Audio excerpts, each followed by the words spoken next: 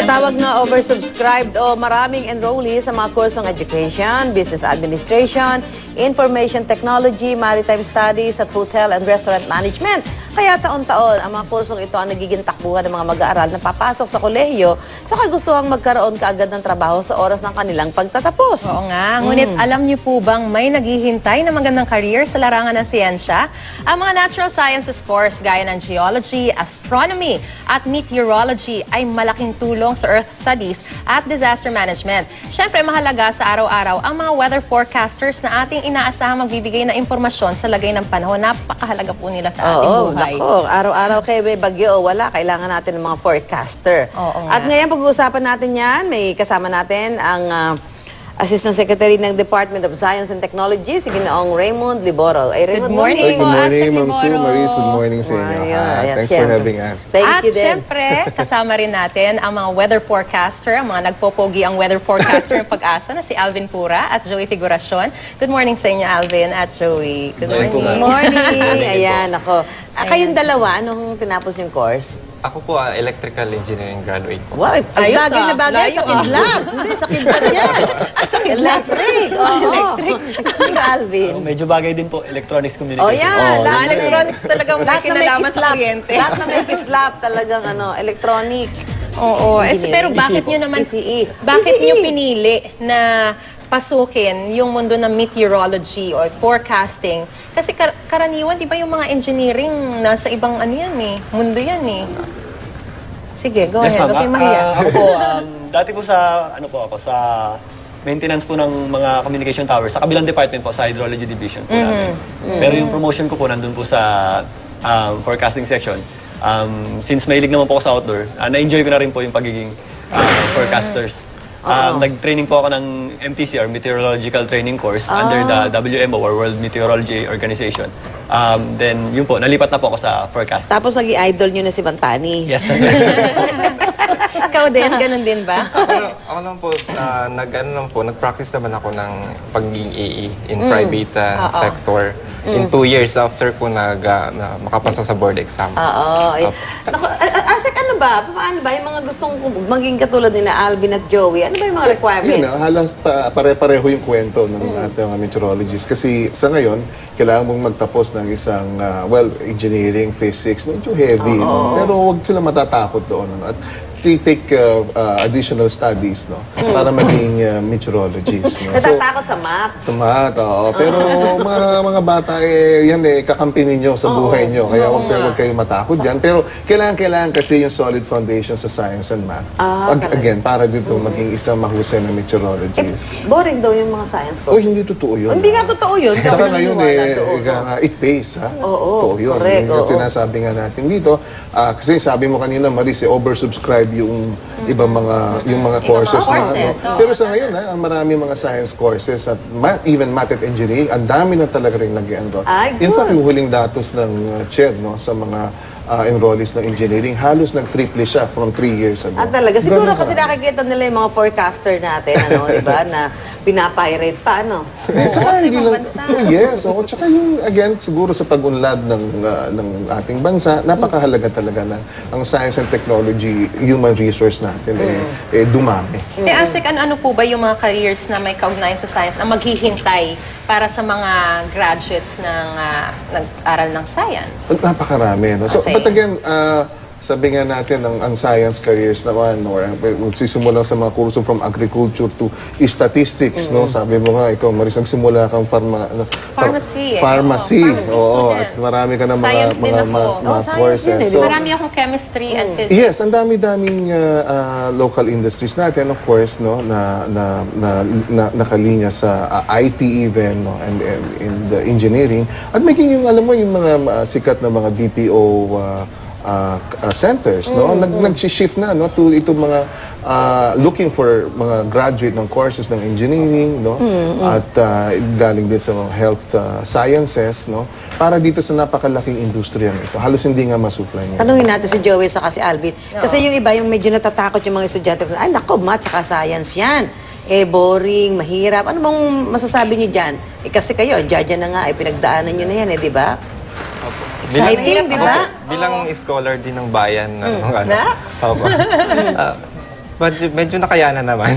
Oo, pero hindi boring, Pero di ba? hindi naman po ako genius pag dating sa math o science.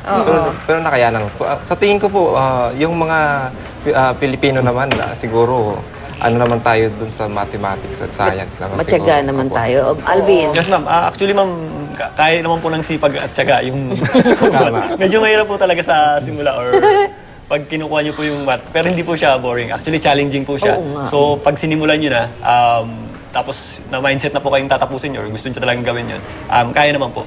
Pero ano yung masasabi nyo na halimbawa parang kayo yung laging nasisisi kapag halimbawa sinabi, kasi napakahirap talaga ng forecasting, alam natin yan. At minsan makikita natin sa mga instrumento natin na posibleng malakas ang ulan dito sa parating ito, maya-maya hindi naman natin makokontrol yung direksyon ng bagyo, biglang hindi siya naglandfall doon, pumunta siya sa ibang sa ibang lugar. Tapos ang nasisisi madalas pag-asa. Kayo yung mga nagpo-forecast dyan, ano bang masasabi nyo doon? Bilang bago po, ano ko kasi na-realize ko. Dati ganun din ako actually. Ikaw siguro. Isa ka rin Ka rin. Sabi siguro ni Joe, eto na naman yung pag-asa. Mali na naman ang forecast. sabi. Ngayon. Opo, kasi nasa tropics po kasi tayo. Na tropical, ano po tayo, country. So, ang ano po kasi, ang variation or abrupt po kasi yung changes ng weather. So, napakahirap po at saka maraming factor, local factor ang tinatawag natin. At saka yung bagyo naman po kasi, pag-track ng bagyo, marami po kasing factor, ang mga high pressure, yung mga weather system na nakakapalibot dun sa isang bagyo. So, kailangan lang ipaintindi sa mga tao na hindi ganun kadali. Kahit po ibang Met Agency, nagkakamali din. Oo naman. Alvin, Yes, ano? ma'am. Gaya po nung sinabi ni Joey, nasa isang archipelago po tayo. So, napapalibutan tayo ng dagat, ma'am. So, ang laki po na talaga ng chance na nagbabari po talaga yung weather natin. And then, doon naman po sa mga bagyo or mga technical terms, talaga pong ipinapahatid namin sa abot ng aming makakaya, yung maiintindihan po ng mga kababayan po natin yung mga... Kailan kayo paano yung yung mga bataya bago kayo bigyan ng pagkakataon magpa-interview sa radyo at sa television, lalo na pag may bagyo. Narito na po ang ating weather bulletin ang isang araw na ito, ganon. May mga may mga training na pinagdadaanan. Or Kasi stages. dapat hindi ka di ba? Baka pagka medyo tinanong ka nung anchor kinakabahan. Yun na nga po, ganon. Paano, Alvin? Yes, ma'am. Sa una naman po, medyo nag-start muna kami as radio. So, sa mga radyo po muna. Training And then, lang yun. after that, TV na. sinasalang na rin po kami sa mga TV. Lahat naman po ng meteorologist, may training naman po kami talaga. So, alam naman po namin yung sasabihin. Minsan po, kinakabahan lang talaga. So, sanayan lang din po. Oo. Ikaw, Joey, sanay ka na? Hindi pa ganun po doon sa talagang katulad limang tani na pero sa by experience siguro po na rin mahihilom na rin, maano na rin.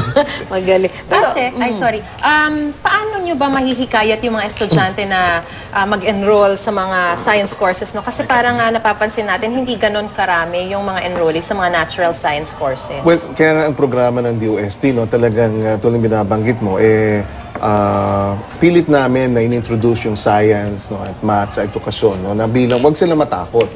Kailangan doon magsimula yun, na, alam mo, marami kasing kabataan, pag na-trauma na ng bata sa math, ayaw na Kasi nga mag-science, nasasabi sinasabing mahirap daw. Yes, so ang dami namin mga programa na talagang upang pasikatin ang science, at makita nila na magiging benepisyo nito hindi naman sa buong bansa, kundi sa kanilang sarili, sa kanilang pamilya, pag nagtapos sila. So, we have institutes like the Science Education Institute, the Science Technology Information Institute, kung saan ako nanggaling, na talagang pinopromote namin itong science culture, parang maging isa talagang epektibong paraan upang ma-popularize pa yung science. Ito meron kayong darating na yung National Science and Technology Week. Ano yung mga nakaline up dito?